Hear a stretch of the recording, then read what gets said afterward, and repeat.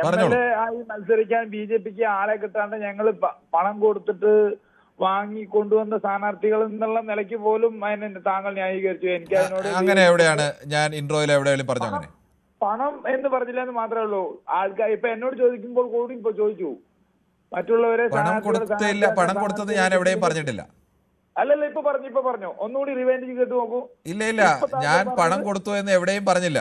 അല്ല പണം അതാ ഞാൻ പറഞ്ഞ പണം കൊടുത്തു എന്ന് പറഞ്ഞിട്ടില്ല. പക്ഷെ BJPക്ക് ആളെ കിട്ടാണ്ടാവുമ്പോ വേറെയുള്ള അവിടുന്ന് ആൾക്കാരെ പിടിച്ചിട്ട് അല്ല BJPക്ക് ആളെ കിട്ടാതാവുമ്പോഴെന്നല്ല, BJPക്കാർ മറ്റു പല പാർട്ടികളിൽ നിന്നും ആളുകളെ സ്വന്തം പാളയത്തിലേക്ക് കൊണ്ടുവന്ന് അവരെ സ്ഥാനാർത്ഥിയാക്കുകയും നേതാക്കളാക്കുകയും ചെയ്യുന്ന ഇന്ത്യയിലെ ഏറ്റവും പ്രധാനപ്പെട്ട പാർട്ടി BJP ആണ്. അതിന് സംശയമൊന്നുമില്ല. മറ്റു പാർട്ടികൾ ചെയ്തിട്ടുണ്ട്. പക്ഷെ ഏറ്റവും കൂടുതൽ നടപ്പാക്കിയിട്ടുള്ള പാർട്ടി BJP ആണ്.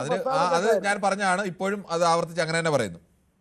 അത് പറഞ്ഞത് തെറ്റല്ലേ? ഞങ്ങൾ കൊണ്ടുവന്നതാണോ അത് വന്നതാണോ കൊണ്ടുവന്നതാണോ എന്നൊക്കെ കണ്ടറിയേണ്ടി വരും.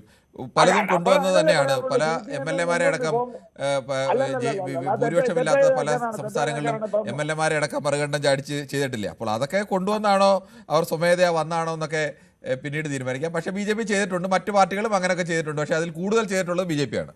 അല്ല BJP കൊണ്ടുവന്നതാണെന്ന് പറഞ്ഞു കഴിഞ്ഞാൽ ഞാൻ എങ്ങനെ കിരൺ ബാബുജി സമ്മതിക്കാൻ കഴിയും? ആളുകൾ സ്വമേധയാ ചാടി വരുന്നതാണോ?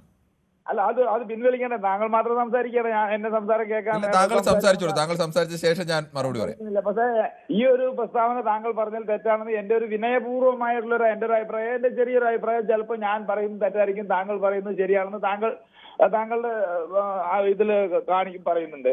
പക്ഷെ മറ്റേ ഇവിടുന്ന് വന്ന ആൾക്കാർ എന്താ പറയണത്? ഇപ്പൊ യൂത്ത് കോൺഗ്രസ് ഇന്ന് 2 ദിവസം മുന്നേ 2 പേര് വന്നു, യൂത്ത് കോൺഗ്രസിന്റെ ആൾക്കാർ വന്നു. അതുമാതിരി അജിത്ത് ഇന്നലെ വന്ന RS അരുൺരാജൊക്കെ ഇന്ന് സ്ഥാനാർത്ഥിയായി 2 പേര് സ്ഥാനാർത്ഥി. അതിന്റെ കാര്യം ഞാൻ പറയാം.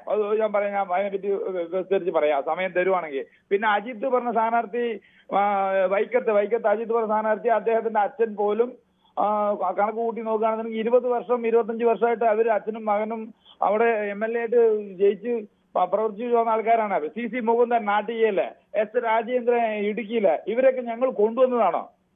ഞങ്ങളെ ഒന്ന് കൂട്ടിക്കൊണ്ടുവന്ന നിങ്ങൾ വരൂ, ഞങ്ങൾക്ക് ഇവിടെ മത്സരിക്കുന്ന ആളില്ല പറഞ്ഞ് കൂട്ടിക്കൊണ്ടുവന്നാണോ? താങ്കൾ പറഞ്ഞതിന്റെ ഒരു അതിശയോക്തി എനിക്ക് അങ്ങനെയാണ് തോന്നിയത്. താങ്കളുടെ BJP കൊണ്ടുവന്നു എന്നൊരു